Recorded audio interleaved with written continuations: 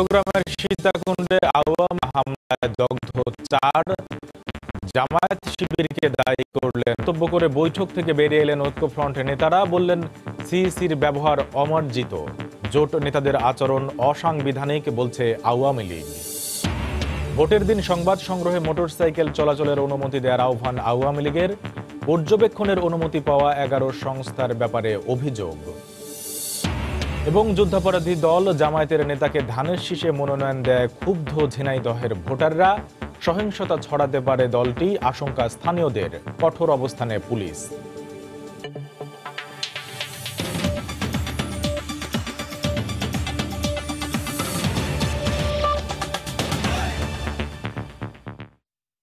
দেখছিলেন শিরোনাম। বাংলার সময়ের সঙ্গে আছি আমি কামরুল হাসান সবুজ।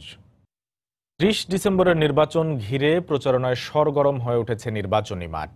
ভোটারদের বাড়ি বাড়ি গিয়ে সমর্থন আদায়ের চেষ্টা করেন আওয়ামী লীগ প্রার্থী ও সমর্থকরা। প্রচারণায় অংশ নিয়ে ওবায়দুল কাদের বলেন, গণতন্ত্র আছে বলে গত 10 বছর দেশে ব্যাপক উন্নয়ন হয়েছে। এ সময় আওয়ামী লীগ প্রার্থীরা মুক্তিযুদ্ধের চেতনার বিজয়ে নৌকামার্কায় ভোট চান। নির্বাচনের দিন ঘনিয়ে আসার সঙ্গে সঙ্গে বেড়ে গেছে প্রার্থীদের ব্যস্ততা। প্রতিশ্রুতি আর সম্ভাবনার কথা নিয়ে শেষ মুহূর্তেও ভোটারদের দ্বারে দ্বারে যাচ্ছেন সারা দেশের আওয়ামী লীগ ও মহাজোট প্রার্থীরা। স্লোগানে স্লোগানে জমজমাট ভোটের মাঠ। মঙ্গলবার সকালে নোয়াখালীর বেগমগঞ্জে নির্বাচনী প্রচারণা চালান নোয়াখালী 5 আসনের আওয়ামী লীগ প্রার্থী ও দলের সাধারণ সম্পাদক ওবায়দুল কাদের। এই সময় আওয়ামী লীগ সরকারের শাসন আমলে এই এলাকায় নানা উন্নয়ন তুলে ধরে তিনি বলেন, গণতন্ত্র আছে বলে দেশ সমৃদ্ধির দিকে এগিয়ে যাচ্ছে। গণতন্ত্র আছে বলে এই উন্নয়ন হচ্ছে, এই সমৃদ্ধি হচ্ছে। আওয়ামী লীগ যতবারই ক্ষমতায় এসেছে আমরা নির্বাচনের মাধ্যমে। ব্রাহ্মণবাড়িয়া 3 আসনের প্রার্থী ওবায়দুল মুক্তাদির চৌধুরী সদর উপজেলার বিভিন্ন এলাকায় প্রচারণা চালান। আমরা দেশটাকে দাঁড় করায় রেখে যাই আর আপনারা দেশটাকে কাঙ্গাল বানায় যান। আমরা খাদ্য স্বয়ংসম্পূর্ণ করি আর আপনারা এসে খাদ্য ঘাটতি করে দেন। ঢাকা 2 আসনের প্রার্থী অ্যাডভোকেট কামরুল ইসলাম সকালে কেরানীগঞ্জের কলাতিয়া এলাকায় প্রচারণা চালান। এই সময় তার সঙ্গে ছিলেন এলাকার মুক্তিযোদ্ধারা। বিকেলে একই এলাকার খাড়াকান্দি মাদ্রাসা মাঠে সমাবেশ করেন তিনি। সেখানে অ্যাডভোকেট কামরুল ইসলাম বলেন, নির্বাচনের দিন বিএনপি জামায়াত বিশৃঙ্খলা সৃষ্টি করতে পারে। এই বিষয়ে জনগণকে সতর্ক থাকার আহ্বান জানান তিনি। পথভ্রষ্ট মানুষ তারা আজকে বিএনপি জামাতের সাথে আঘাত করেছে, গাঁটছড়া বেঁধেছে। তারা নির্বাচনকে বানচাল করতে চায়, নির্বাচনকে প্রশ্নবিদ্ধ করতে চায়, দেশে একটা অরাজকতা সৃষ্টি করতে চায়, সন্ত্রাস সৃষ্টি করতে চায়। বাংলাদেশের মানুষ এই অপশক্তির বিরুদ্ধে এইবার 70-এর মতোই একটা বিরাট বিজয় আমাদেরকে এনে দেবে। একইভাবে ঢাকা 1 আসনের প্রার্থী সালমান এফ রহমান নবাবগঞ্জের বিভিন্ন এলাকায় প্রচারণা চালাচ্ছেন। নির্বাচিত হলে এই এলাকায় বিশেষ অর্থনৈতিক অঞ্চল গড়ে তোলার প্রতিশ্রুতি দেন তিনি। তরুণদের জন্যও আমরা বলেছি আমরা এখানে একটা বিশেষ অর্থনৈতিক অঞ্চল করতে চাই। মিছিল, সমাবেশ ও লিফলেট নিয়ে গণসংযোগে আওয়ামী লীগ সরকারের 10 বছরের উন্নয়নমূলক কর্মকাণ্ড তুলে ধরার সঙ্গে সঙ্গে স্ব এলাকার উন্নয়নও মনে করিয়ে দিচ্ছেন স্থানীয় জনগণকে। ফেরদৌস লিপি, সময় সংবাদ। প্রচারণায় ব্যস্ত বিএনপি ও ঐক্যফ্রন্টের প্রার্থীরাও। নিজ নিজ আসনে উন্নয়নের নানা প্রতিশ্রুতি নিয়ে প্রার্থীরা যাচ্ছেন ভোটারদের দ্বারে দ্বারে। জানাচ্ছেন ধানের শীষ প্রতীকে ভোট দেওয়ার আহ্বান। বড়দিনের ছুটিতে সকাল থেকে দেশের বিভিন্ন সংসদীয় আসনে প্রচারণায় নেমেছেন বিএনপি ও জাতীয় ঐক্যফ্রন্ট মনোনীত সংসদ সদস্য প্রার্থীরা। মঙ্গলবার বিকেলে নারায়ণগঞ্জের রূপগঞ্জ এলাকায় ধানের শীষের প্রার্থীদের পক্ষে কয়েকটি নির্বাচনী সভায় অংশ নেন বিএনপি মহাসচিব মির্জা ফখরুল ইসলাম আলমগীর। এ সময় তারাবো এলাকায় নির্বাচনী সভায় অংশগ্রহণ শেষে মির্জা ফখরুল গণতন্ত্র ও বেগম জিয়াকে মুক্ত করতে 30 ডিসেম্বর সবাইকে ভোট কেন্দ্রে যাওয়ার আহ্বান জানান। আমরা 30 তারিখে ধানের শীষে ভোট দিয়ে গণতন্ত্রের বিজয় মালা, দেশের মুক্তি ও আপনাদের মুক্তিকে আমরা নিশ্চিত করতে চাই। এর আগে সকালে ঢাকা 11 আসনে বিএনপি প্রার্থী শামীমা আরা বেগম প্রচারণায় নামেন দলীয় নেতাকর্মীদের সঙ্গে নিয়ে। নগরীর বাড্ডা ও সাতারকুল এলাকায় লিফলেট বিতরণ করে ধানের শীষে ভোট চান তিনি। খিলগাঁওয়ে উঠান বৈঠকের মাধ্যমে প্রচারণায় অংশ নেন ঢাকা 9 আসনের প্রার্থী আফরোজা আব্বাস। দুপুরে ঢাকা 18 আসনের ঐক্যফ্রন্টের প্রার্থী শহীদুদ্দিন চৌধুরী স্বপন উত্তর এলাকায় প্রচারণা চালান। এছাড়া দলীয় নেতাকর্মীদের নিয়ে সকালে ড্যামরা এলাকায় প্রচারণায় নামেন ঢাকা 5 আসনের নবিউল্লাহ নবী। আমরা শুধু চাই সবাইকে সেদিন 30 তারিখে ভোট কেন্দ্রে যেন যেতে দেওয়া হয় এবং নির্বিঘ্নে নির্ভয়ে যেন সবাই ভোট দিতে পারে এবং ভোট রক্ষা করতে পারে। জাতির এই শ্বাসরুদ্ধকর অবস্থা থেকে জাতিকে মুক্তি দেওয়ার জন্য আগামী 30 তারিখে আপনারা ভোট কেন্দ্রে উপস্থিত হবেন। অবশ্যই মানুষ নেমে আসবে আমাদের সাথে। আমরা শতভাগ আশাবাদী জয়ের ব্যাপারে। জনগণ আসবে, ভোট কেন্দ্রে ভোট দিবে এবং আমরা জয়লাভ করবো ইনশাআল্লাহ। এদিকে ঢাকার বাইরে রাজশাহী 2 আসনের চণ্ডীপুর, লক্ষ্মীপুর, ভাটাপাড়া সহ নগরীর বিভিন্ন এলাকায় প্রচারণায় নামেন বিএনপি প্রার্থী মিজানুর রহমান মিনু। এ সময় সুষ্ঠু নির্বাচনের জন্য নির্বাচন কমিশনের সহযোগিতা চান তিনি। আগামী 30 তারিখে সারা দেশেই রাজশাহীর মতো শহীদ জিয়া, বেগম খালেদা জিয়া জাতীয় ঐক্যফ্রন্টের প্রার্থীরা বিপুল ভোটে বিজয়ী হবে। প্রায় একই সময় খুলনা 2 আসনের প্রার্থী নজরুল ইসলাম মঞ্জু প্রচারণা চালান নগরের সোনাডাঙ্গা ব্যাপটিস্ট চার্চ ও ময়লাপোতা এলাকায়। এছাড়া যশোর, ঝিনাইদহ, কুষ্টিয়া, নোয়াখালী, পিরোজপুর ও কুমিল্লা সহ দেশের বিভিন্ন জেলায় সকাল থেকে উৎসব মুখর পরিবেশে প্রচারণা চালিয়েছে বিএনপি ও জাতীয় ঐক্যফ্রন্টের নেতাকর্মীরা। মাহমুদ রাকিব, সময় সংবাদ।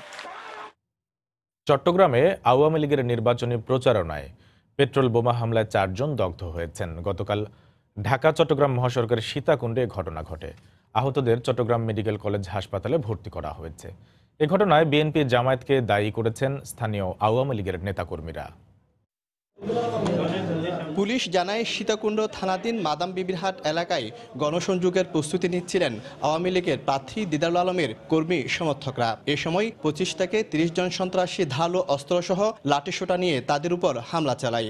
আওয়ামী লীগ কর্মীদের মারধরের পর পেট্রোল বোমা ছুড়ে পালিয়ে যায় তারা।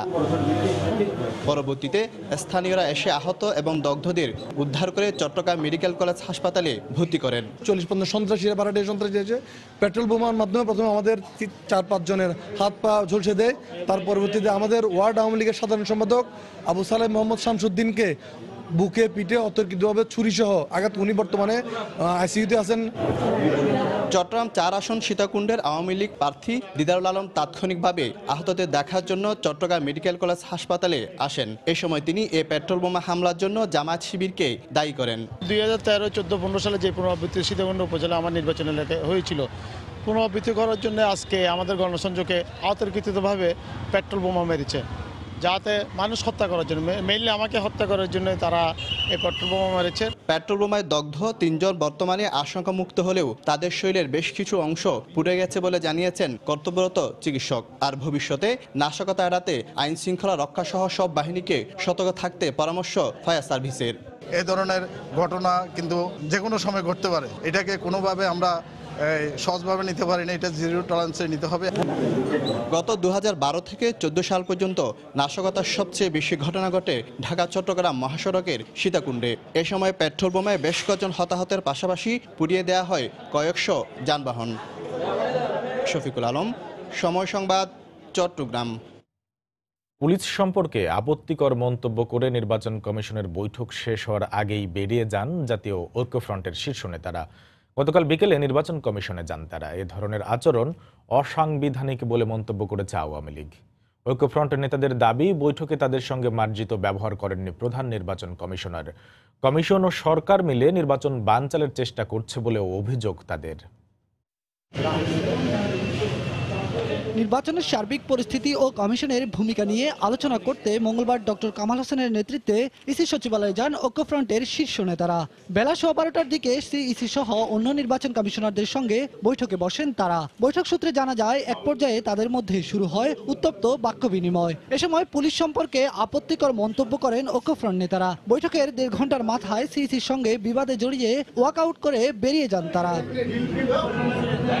পরে ইসি সচিবালয়ে মিডিয়া সেন্টারে সাংবাদিকদের মুখোমুখি হন বিএনপি মহাসচিব মির্জা ফখরুল ইসলাম আলমগীর। উনার আচরণ একেবারেই আপনার ভদ্র জনচিত আচরণ ছিল।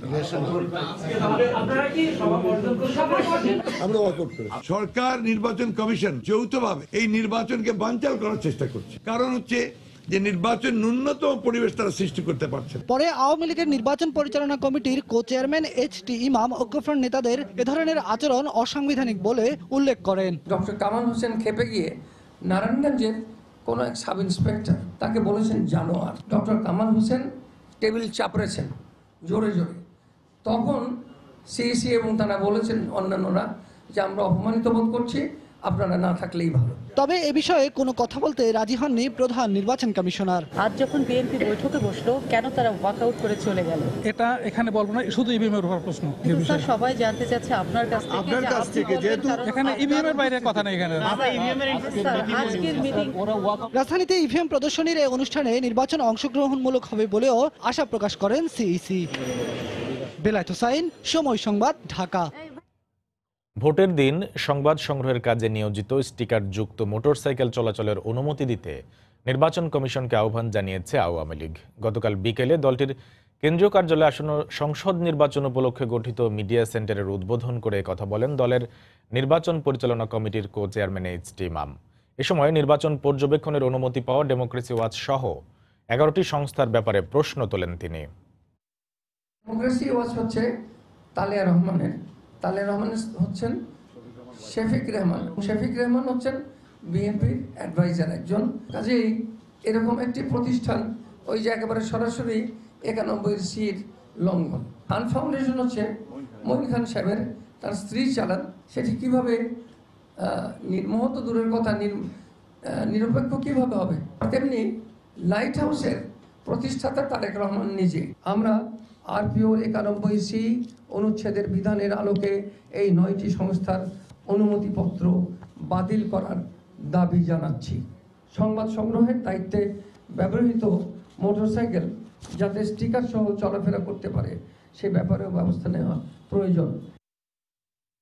সংবাদ সংগ্রহে বিরত রাখা নয়, শান্তিপূর্ণ ও সুষ্ঠুভাবে নির্বাচন অনুষ্ঠানের জন্যই নির্বাচন কমিশন নানা নির্দেশনা দিয়েছে বলে জানিয়েছেন ইসি সচিব হেলাল উদ্দিন আহমদ। গতকাল নির্বাচন কমিশন বিটে কর্মরত সাংবাদিকদের সাথে মত বিনিময় সভায় বক্তব্য রাখেন তিনি। নির্বাচনের দিন সাংবাদিকদের মোটরসাইকেল ব্যবহারের বিষয়ে বিবেচনার আশ্বাস দিয়ে তিনি আরও বলেন, যেসব এলাকায় একেবারেই অন্য যানবাহন নেই সেসব এলাকায় রিটার্নিং অফিসারের অনুমতি নিয়ে মোটরসাইকেল চলতে পারে। 28 তারিখ রাত 12:01 থেকে এবং 1 তারিখ পর্যন্ত এটা কিন্তু মোটরসাইকেল বন্ধ থাকবে। আর 24 ঘন্টার জন্য যানবাহন বন্ধ থাকবে। যে সমস্ত জায়গায় যানবাহন চলে না, অন্য কোনো বাহন থাকবে না, ওই সমস্ত জায়গায় মোটরসাইকেল রিটার্নিং অফিসার যদি তার পরিচয়পত্র থাকে, বিশেষ ক্ষেত্রে সে উনি একটা পাস ইস্যু করতে পারে। কাউকে সংবাদ সংগ্রহে বিরত রাখার জন্য নয়, আমরা চাচ্ছি যে কি পিসফুল কন্ডিশন যাতে ইলেকশনটাকে তুলে নিয়ে আসার জন্য, মানে শান্তিপূর্ণভাবে তুলে, এটাই হলো মূল উদ্দেশ্য। আমাদেরকে কোনো সংবাদ সংগ্রহে বিরত রাখা এগুলোর জন্য আমরা বলি নাই। বাংলার সময়ে আরও থাকছে। বানারীপাড়ায় আওয়ামী লীগ সমর্থকদের ওপর গুলির পরিকল্পনা হয়েছিল আগেই, বিএনপির প্রার্থীর ফোনালাপে ফাঁস। সহিংসতার প্রস্তুতি ও অর্থ লেনদেনের আরও অডিও প্রকাশ।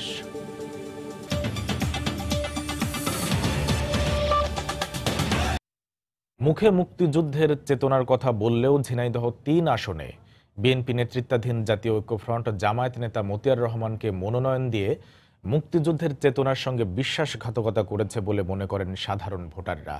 এছাড়া ভোটের আগে জামায়াত শিবির নাশকতার চেষ্টা করতে পারে বলেও আশঙ্কা তাদের। তবে জেলার পুলিশ সুপার বলছেন, নাশকতার চেষ্টা হলে কঠোর হাতে দমন করা হবে। ঝিনাইদহ থেকে খান মোহাম্মদ রুমেলের রিপোর্ট। 2014 সালের নির্বাচন পূর্ব সহিংসতার আগুনে দক্ষিণ পশ্চিমাঞ্চলের অন্যান্য জেলার মতো আক্রান্ত হয়েছিল ঝিনাইদহ। 2013 সালে প্রায় মাসব্যাপী চলা সহিংসতায় আগুন ভাঙচুরের পাশাপাশি ছিল পুলিশের উপর হামলা, ছিল পেট্রোল বোমা ছোড়ার ঘটনা। সহিংসতায় ওমর ফারুক নামে এক পুলিশ সদস্য সহ নিহত হয়েছিল কমপক্ষে 3 জন। ঝিনাইদহের ভোটাররা বলছেন, এসবের পেছনে সরাসরি জড়িত ছিল জামায়াত শিবির কর্মীরা। তবে গেল কয়েক বছর তারা আত্মগোপনে ছিল। এবার জেলার মহেশপুর কোটচাঁদপুর উপজেলা নিয়ে গঠিত ঝিনাইদহ 3 আসনে বিএনপি নেতৃত্বাধীন জাতীয় ঐক্যফ্রন্ট থেকে 27 মামলার আসামি জামায়াত নেতা মতিয়ার রহমানকে মনোনয়ন দেয় আবারও আইন শৃঙ্খলা পরিস্থিতি অবনতির আশঙ্কা করছেন ভোটাররা। আমরা ওরকম সহিংসতা আর ফিরে যেতে চাই না।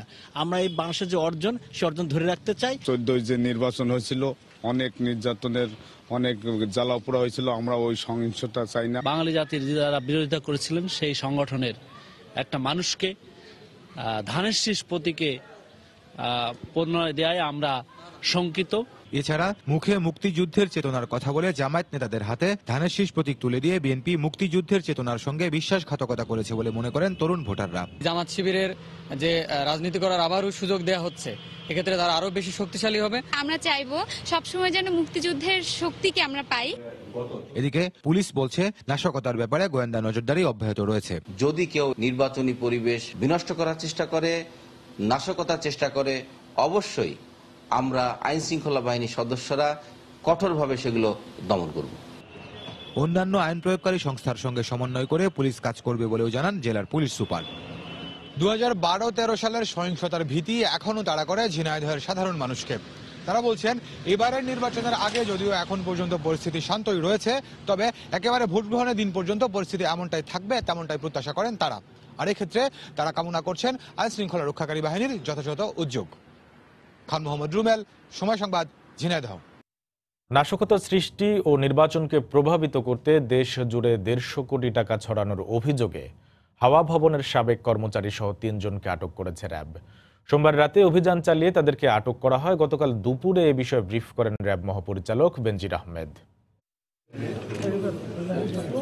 মঙ্গলবার রাজধানীর মতিঝিলের সিটি সেন্টার থেকে ইউনাইটেড কর্পোরেশন নামের একটি আমদানি রফতানি ও ঠিকাদারি প্রতিষ্ঠানের ব্যবস্থাপনা পরিচালক সহ 3 জনকে আটক করে র্যাব। এ সময় তাদের কাছ থেকে নগদ 8 কোটি টাকা ও 10 কোটি টাকার চেক জব্দ করা হয়।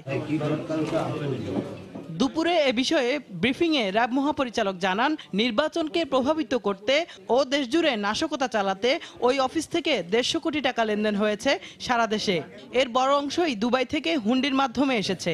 গতকাল রাত থেকে এদের বিরুদ্ধে অপারেশন করে আমরা এই পর্যন্ত 8.5 কোটি টাকা নগদ এবং 10 কোটি টাকার চেক পেয়েছি এবং এই টাকাগুলো এই নির্বাচনকে প্রভাবিত করার জন্য বিভিন্ন জায়গায় বাংলাদেশে ছড়ানো হয়েছে। গত 2 মাসে এই অফিস থেকে প্রায় 150 কোটি টাকা বাংলাদেশের বিভিন্ন স্থানে পাঠানো হয়েছে। আটককৃতদের মধ্যে হাওয়া ভবনের সাবেক এক কর্মচারীও রয়েছেন। শরীয়তপুর 3 আসনের বিএনপির প্রার্থী নুরুদ্দিন আহমেদ সহ অনেকের কাছেই টাকা পাঠানো হয়েছিল বলে জানান র্যাব প্রধান। একজন ক্যান্ডিডেটেরও কাগজপত্র পেয়েছি এবং তাকে আসলে গতকাল পাঠানো হয়েছে 3 কোটি 60 লক্ষ টাকা এখান থেকে, এবং সে পাঠানোর পরপরই তার এলাকায় আমরা দেখেছি একটা বিশাল ইলেকট্রাল ভায়োলেন্স হয়েছে। একজনকে যা ধরেছি আমরা, সে একসময় হাওয়া ভবনের কাজ করতে পারে।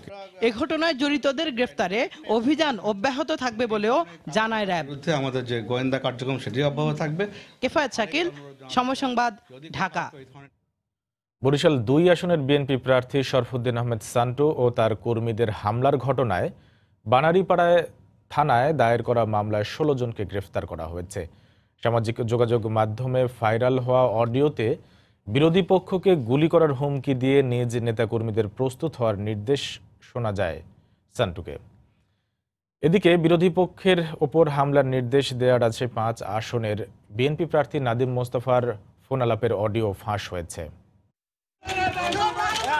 সোমবার বরিশালের বানেরীপাড়া বাসস্ট্যান্ড এলাকায় বিএনপি প্রার্থী এস শরফুদ্দিন সান্টু ও তার দলবল অতর্কিত ছাত্রলীগ ও যুবলীগের উপর গুলি চালায়। হামলাকারীরা হাতুড়ি দিয়ে থেতলে দিয়েছে ছাত্রলীগ ও যুবলীগ নেতাকর্মীদের হাত পা সহ শরীরের বিভিন্ন স্থান। গুলিবিদ্ধ সহ আহতদের মধ্যে 8 জন বিভিন্ন সরকারি হাসপাতালে চিকিৎসাধীন। হাতুড়ি, লাঠিসোঁটা ও দেশীয় অস্ত্র নিয়ে অর্ধশতাধিক লোক অতর্কিত হামলা চালায় বলে প্রত্যক্ষদর্শী ও আহতরা জানান। প্রথমে আমাকে লাঠি দিয়ে মাথায় আঘাত করে এবং পিছন সাইডে এবং সামনের সাইডে, এবং তার থেকে নাকেও ফ্র্যাকচার হয়েছে। সান্টু সর্দার তার দলবল নিয়ে আমাদের উপর অস্ত্র সহ অতর্কিত হামলা চালায়। প্রতিহত করতে গেলে তারাও 3-4টা রিভলভার দিয়ে আমাদের সামনে দিকে গুলি করা শুরু করে। এদিকে সামাজিক যোগাযোগ মাধ্যমে ভাইরাল হওয়া অডিওতে সান্টু নেতাকর্মীদের আওয়ামী লীগের কর্মীদের উপর হামলার নির্দেশ দেন। মুখোমুখি হইলে মারবো, ওকে, সোজা কথা। আমি বলতেছি যে মানিপাড়া আসবো, রাস্তা ক্লিয়ার করেন, প্রতিহত করবো, আমি কিন্তু গুলি করে দেবো, আমার সামনে যেটা পড়বে আমি গুলি করবো। এদিকে সামাজিক যোগাযোগ মাধ্যমে প্রকাশ হয়েছে রাজশাহী জেলা বিএনপির সাবেক সভাপতি ও রাজশাহী 5 আসনে বিএনপি প্রার্থী নাদিম মোস্তফার সঙ্গে দলীয় এক কর্মীর ফোনালাপ। এতে বিরোধী পক্ষের উপর হামলা ও মারধরের নির্দেশ দিতে শোনা গেছে তাকে। ভালো আছি রেজাল ভাই। ভাই এখন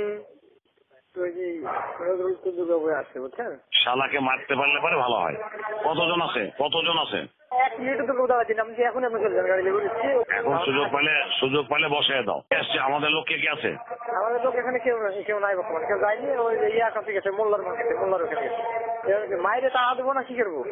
তাড়ায় দাও, পারলে মাইরে তাড়ায় দাও, সিন ক্রিয়েট করে দাও। আচ্ছা ভাই। সুপ্রিম কোর্ট আইনজীবী সমিতির সভাপতি ও বরিশাল ৩ আসনে বিএনপি প্রার্থী জয়নুল আবেদিনের একটি অডিও সামাজিক যোগাযোগ মাধ্যমে ছড়িয়ে পড়েছে। ওই অডিওতে নাশকতার পরিবেশ তৈরিতে লেনদেনের বিষয়টি প্রকাশ পেয়েছে। কালকের মতো আজকে যাইয়া কামের মাঠে ওই টাকাটা দিয়ে আসো।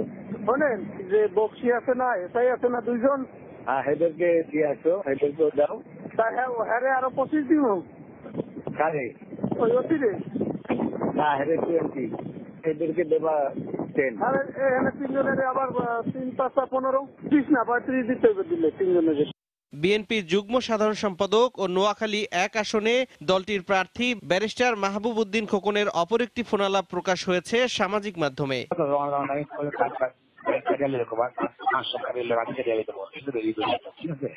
তৌফিক মাহমুদ, সময় সংবাদ। বাংলার সময়ে আরো থাকছে। সমৃদ্ধ নড়াইল গড়তে তরুণদের সহযোগিতা চাইলেন মাশরাফি, আধুনিক শহর গড়ার অঙ্গীকার।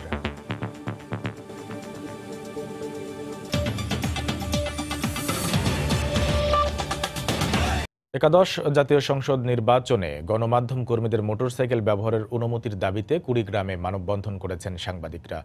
গতকাল সকালে জেলা প্রেস ক্লাবের সামনে কুড়িগ্রাম চিলমারি সড়কে মানববন্ধনে অংশ নেন বিভিন্ন প্রিন্ট ও ইলেকট্রনিক মিডিয়ার সাংবাদিকরা।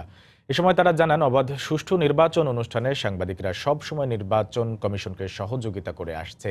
তাই কাজের সুবিধার্থে নির্বাচনে সংবাদ সংগ্রহের জন্য সাংবাদিকদের মোটরসাইকেল ব্যবহারের অনুমতি দেওয়ার দাবি জানান তারা। উন্নত ও সমৃদ্ধশালী নড়াইল গড়ে তুলতে তরুণদের প্রতি আহ্বান জানিয়েছেন নড়াইল 2 আসনের আওয়ামী লীগ প্রার্থী মাশরাফি বিন মুর্তজা। গণসংযোগে ভবিষ্যতে নড়াইলকে আরও আধুনিকভাবে গড়ে তোলার কথাও জানান তিনি। নড়াইল থেকে আল মামুনের ক্যামেরায় বিস্তারিত জানাচ্ছেন হুমায়ুন কবির রোজ।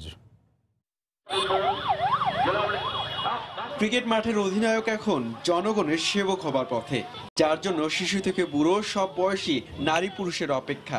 কাছে পেতায় উচ্ছ্বাসিত তারা।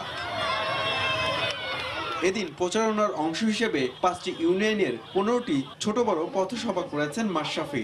সরল কথায় মুগ্ধ করেছেন মানুষকে। আমাদের আপনজন আমাদের সাধারণ জনগণের কাছে আসছে, তাই আমরা গর্বিত। আমাদের মাঝে এটা দেখে আমাদের খুব সুন্দর লাগছে। দেখছি এখন আমাদের মাঝে আইছে, দেখে আমাদের আনন্দিত। 20টি ইউনিয়ন আর 2টি পৌরসভা নিয়ে নড়াইল 2 সংসদীয় আসন। সার্বিক সুযোগ সুবিধার দিক থেকে অনেকটাই পিছিয়ে নড়াইল। এবার তাই এই দৃশ্য পাল্টে ফেলার প্রতিশ্রুতি মাশরাফির। মাননীয় প্রধানমন্ত্রী আমাকে নৌকা প্রতীক দিয়েছেন, এখানে আপনাদের সহযোগিতা খুবই প্রয়োজন। এখন আশা করি আপনাদের সহযোগিতা থাকলে ইনশাআল্লাহ সুন্দর এবং শক্তিশালী একটি নড়াইল শহর আমরা গড়ে তুলতে পারবো। এজন্য 30 তারিখে আপনারা সবাই ভোট কেন্দ্রে যাবেন এবং সকাল সকাল সবাই আপনারা নৌকা মার্গে ভোট দেবেন আশা করি। প্রচারণায় খুব কম সময় পেয়েছেন মাশরাফি, তারপরও নিজ আসনে 27 ডিসেম্বর পর্যন্ত প্রচারণা চালিয়ে যাবেন তিনি। হুমায়ুন কবির রোজ, সময় সংবাদ, নড়াইল। চুরির জন্য নয়, জনগণের ভাগ্য উন্নয়নে আওয়ামী লীগ কাজ করতে চায় বলে মন্তব্য করেছেন কিশোরগঞ্জ 6 আসনের আওয়ামী লীগ প্রার্থী নাজমুল হাসান পাপন।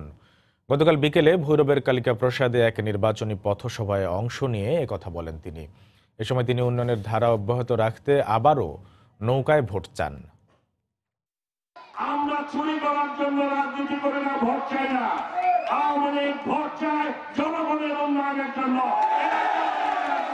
দেশের উন্নয়নের জন্য। আসুন 30 তারিখে দল মত নির্বিশেষে আমরা সকলে মিলে ঐক্যবদ্ধভাবে নৌকা মার্কায় ভোট দিয়ে জনগণকে শেখ হাসিনার হাতকে শক্তিশালী করি, বাংলাদেশের উন্নয়নের ধারা অব্যাহত রাখি। কিশোরগঞ্জের ভৈরবে ট্রাক চাপায় 5ম শ্রেণীর এক শিক্ষার্থী নিহত হয়েছে। গতকাল সন্ধ্যায় মিরারচর এলাকায় দুর্ঘটনা ঘটে। পুলিশ জানায়, আল আমিন সিয়াম নামের ওই শিক্ষার্থী কালিকা প্রসাদ মাঠে এক সভায় অংশ নেয়। সভা শেষে বাড়ি ফেরার পথে মিরারচর এলাকায় দ্রুত গতির একটি ট্রাক তাকে চাপা দেয়। এতে ঘটনাস্থলেই তার মৃত্যু হয়। এ সময় উত্তেজিত জনতা ট্রাকটিতে আগুন ধরিয়ে দেয়।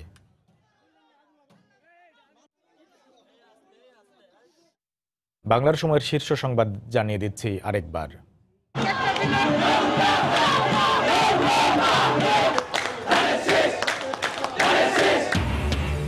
অভিযোগ পাল্টা অভিযোগে সরগরম নির্বাচনী প্রচারণার মাঠ, সমর্থন আদায়ে জনে জনে ভোট প্রার্থনা।